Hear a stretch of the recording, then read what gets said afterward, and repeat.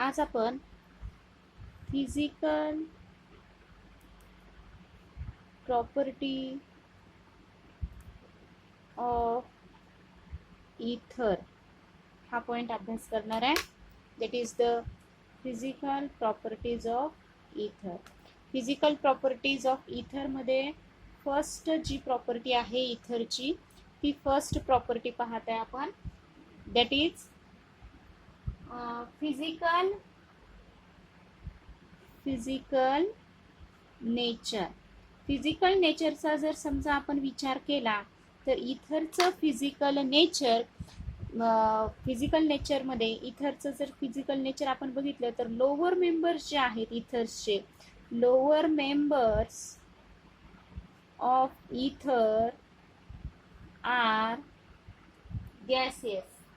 Lower members are gases म्हणजे जे लहान इथर्स असतात that is methyl ether, dimethyl ether, diethyl इथर, हे जे लहान मेंबर्स आहेत. आता लहान मेंबर म्हणजे हा झाला डायमिथाइल इथर. तर हे जे लोअर मेंबर आहेत हे काय आहेत म्हणून सांगितले, गॅसियस स्टेटमध्ये असतात. ठीक आहे. आणि जर समजा आपण हायर मेंबर्सचा विचार केला तर higher members of ethers are liquid or colorless liquid. Higher members of ethers are colorless liquids आहेत. ओके. हे झालं त्याच्या स्टेट बद्दल, म्हणजे त्याचं नेचर कसं आहे, फिजिकल नेचर कसं आहे. जर समजा आपण दुसऱ्या पॉइंट पाहिला फिजिकल नेचर मध्ये, सेकंड पॉइंटचा जर समजा आपण विचार केला तर त्याचं ओडर कसं आहे. तर ओडरचा जर विचार केला तर यांच्यामध्ये तुम्हाला इथरर ओडर म्हणून एक स्पेशल त्याचं म्हणजे इथरचाच ओडर तसा असतो असं ओडर सुद्धा ह्याच्यामध्ये आपल्याला पाहायला मिळतं. तर ते जे ओडर आहे that is the characteristic ethereal smell. ठीक आहे. तर कॅरेक्टरिस्टिक्स इथरल स्मेल सुद्धा आपल्याला यांच्यामध्ये पाहायला मिळतो. That is the odour. And next physical nature of ether is solubility. सॉल्युबिलिटीचा जर विचार केला आपण तर इथर्स जे आहेत miscible with water. It is miscible with water म्हणजे ether is miscible in water म्हणजे पाण्यामध्ये हे व्यवस्थित विरघळले जातात. ओके. का विरघळतात हे पाण्यामध्ये, तर जर समजा आपण इथरच्या जनरल फॉर्म्युल्याचा विचार केला तर ROR इट इज इथर अँड वॉटर म्हणजे HOH. तर होतं काय की हा H म्हणजे कोणाचा हा वॉटरचा H आणि इथर मधला ऑक्सिजन यामध्ये हायड्रोजन बॉन्डिंग तयार होते आणि हे पाण्यामध्ये काय होतात, व्यवस्थित प्रॉपरली मिसळले जातात. कोण, इथर. ठीक आहे. तर ही त्याची काय झाली, solubility. It is solubility of ether. Okay. Then the next point, याला आपण हायड्रोजन बॉन्ड फॉर्मेशन म्हणू शकतो. वॉटर सोबत इथरचा काय तयार होते, हायड्रोजन बॉन्ड तयार होते आणि हायड्रोजन बॉन्ड तयार झाल्यामुळे ते काय होतात, पाण्यामध्ये मिसिबल होतात. Then the next property or physical nature of ether is lower ethers are highly volatile. Lower ethers are highly volatile. Volatile means highly volatile and highly inflammable substance and highly inflammable substance.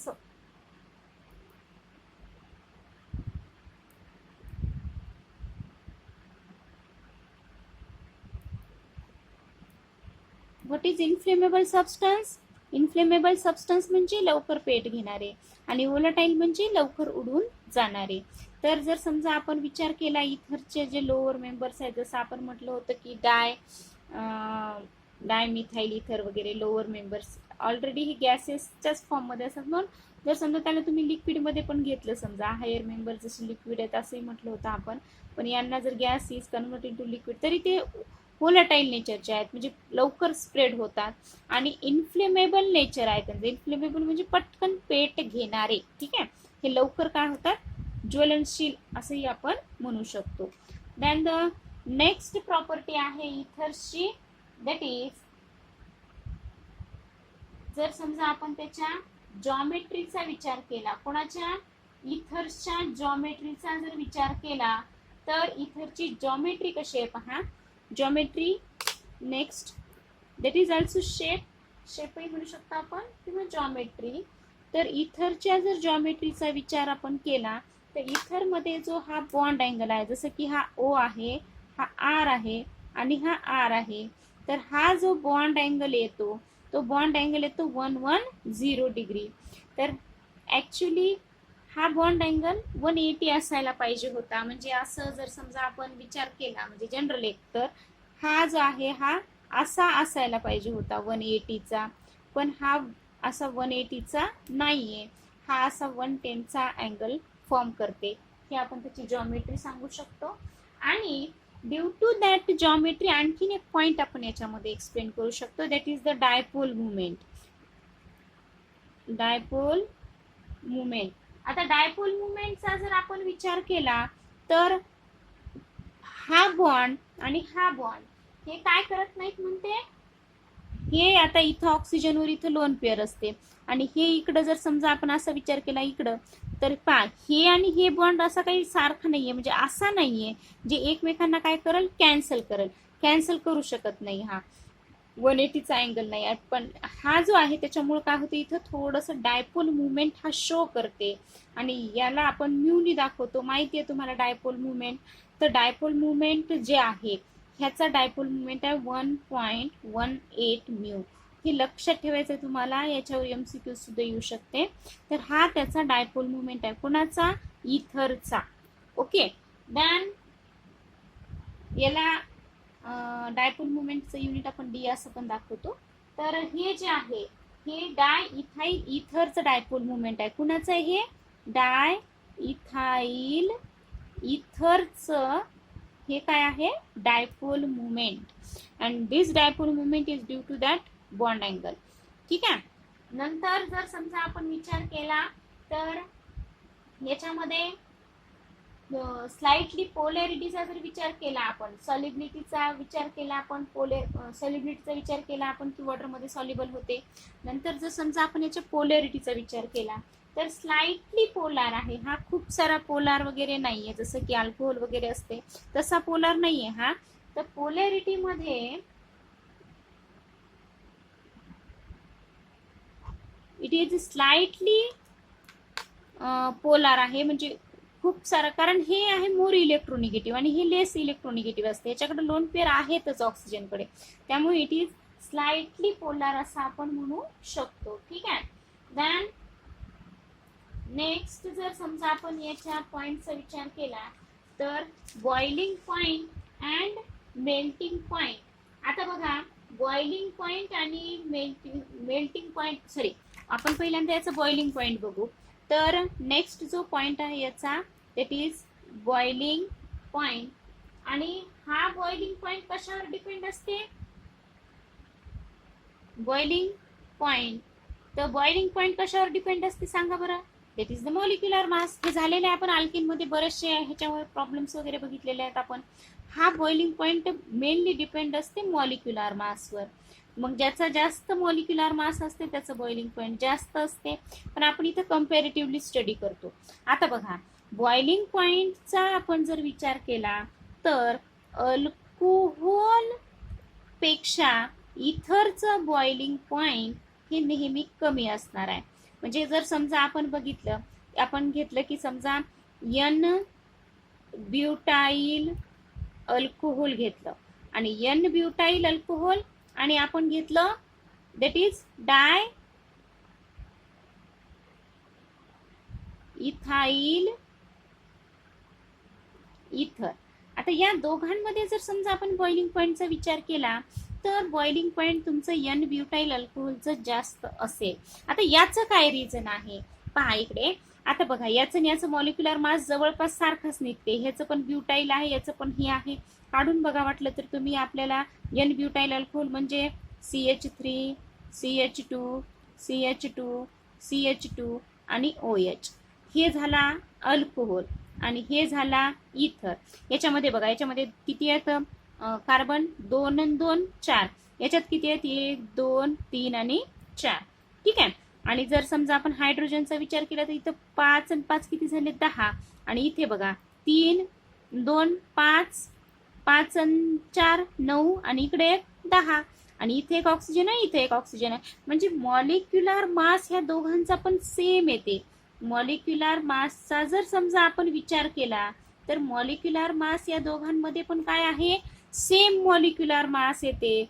पण जरी समजा same molecular mass असेल तर मग boiling point कसं असायला पाहिजे दोघांचं जवळपास सारखंच असायला पाहिजे. पण असं नाहीये.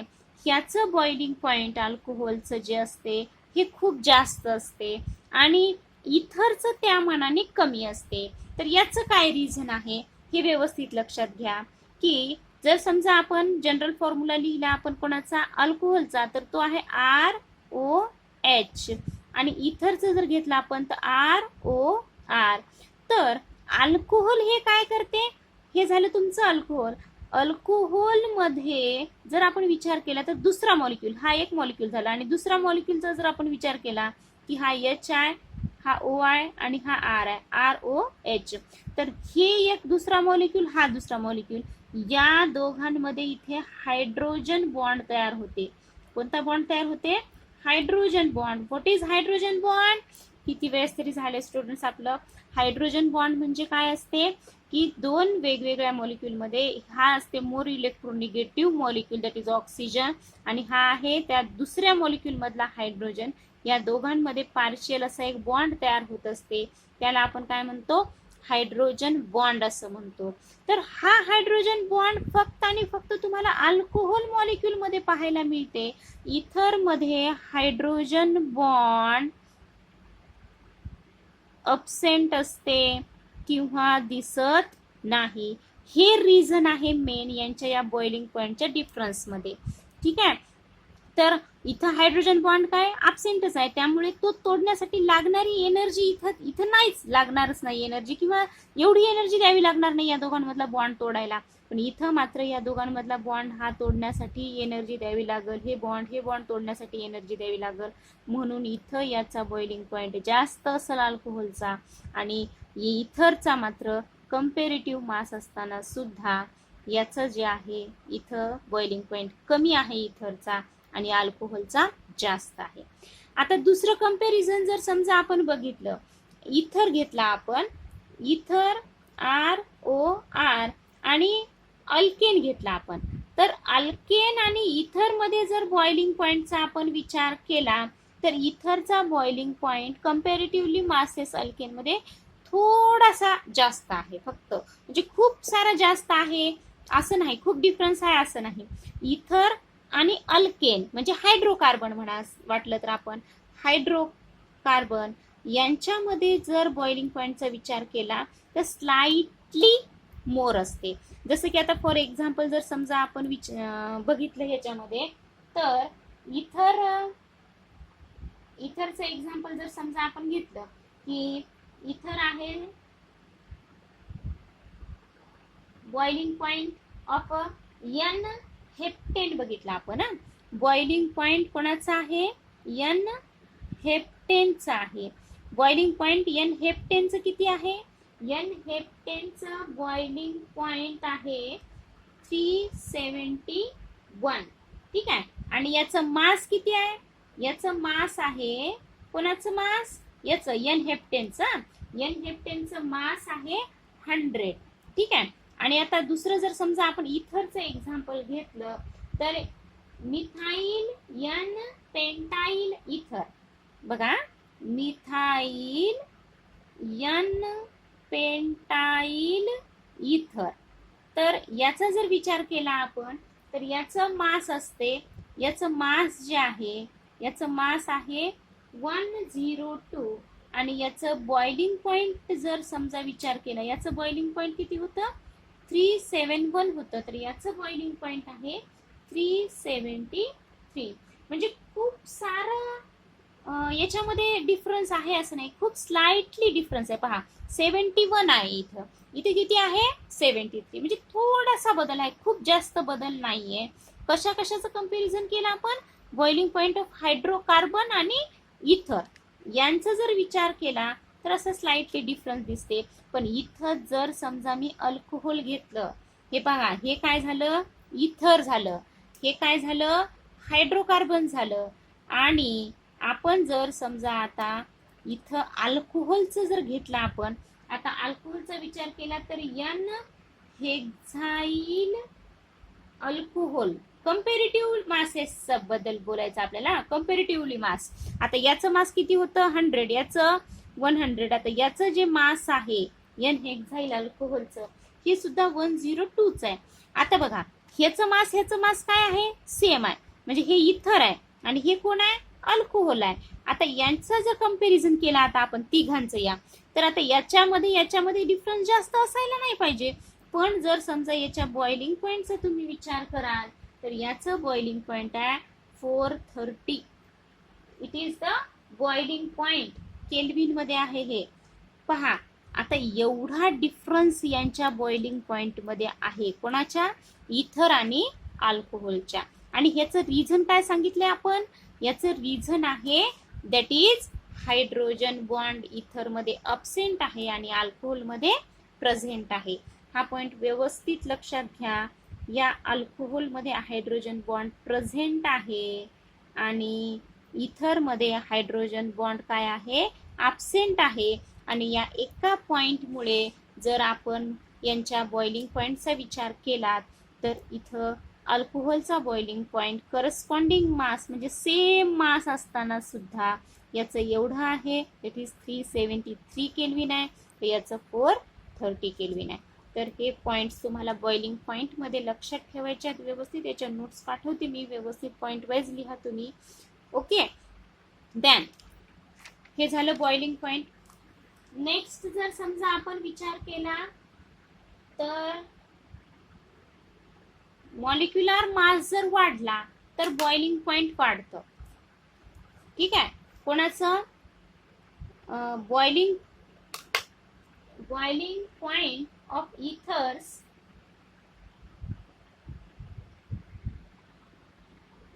boiling point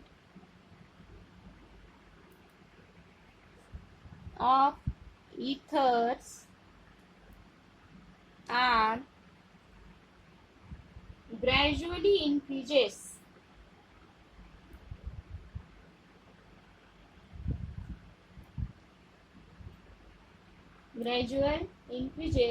with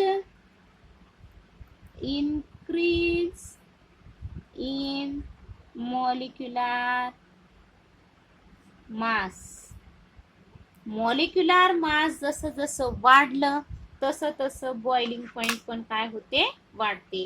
म्हणजे आपण असंही म्हणू शकतो molecular mass is directly proportional to boiling point of ether, है की नाही. म्हणजे आता फॉर एक्झाम्पल जर समजा आपण म्हटलं की CH3CO CH3 याचं मास किती येतं, बॉइलिंग पॉइंट किती आहे, 448 आहे. आणि जर समजा आपण मॉलिक्युलर मास म्हणजे आता कार्बनची संख्या वाढवली, समजा आपण आता इथे घेतलं आपण C2H5O CH3, तर याचं जे बॉइलिंग पॉइंट आहे ते आहे 248. म्हणजे पहा वाढत आहे हे. जर समजा C2H5O C2H5 that is dye ethyl इथर बघितलं तर याचं बॉइलिंग पॉइंट एवढा आहे, दॅट इज 308. म्हणजे जसं जसं तुम्ही मॉलिक्युलर मास वाढलं इथरमध्ये, इथरमध्ये आहे हे, फक्त हे इथरमध्ये मॉलिक्युलर मास वाढला तर बॉइलिंग पॉइंट काय होते, वाढते. ठीक आहे, तर अशा प्रकारे ह्या सगळ्या फिजिकल प्रॉपर्टीज आहेत. कुणाच्या, इथर्सच्या फिजिकल प्रॉपर्टी. याचे मी प्रॉपर तुम्हाला नोट्स देते, पुस्तकात सुद्धा आहे, तुम्ही तशाला तसं लिहिलं तरी चालेल, किंवा हे जे मी लिहिले ते तसं व्यवस्थित थोडं लिहून घ्या, हे तुम्हाला समजावं म्हणून मी असं लिहिलंय. तुम्हाला माहीतच आहे माझं रायटिंग वगैरे काय कसं आहे तर. ठीक आहे, आणि अभ्यास करा. ओके.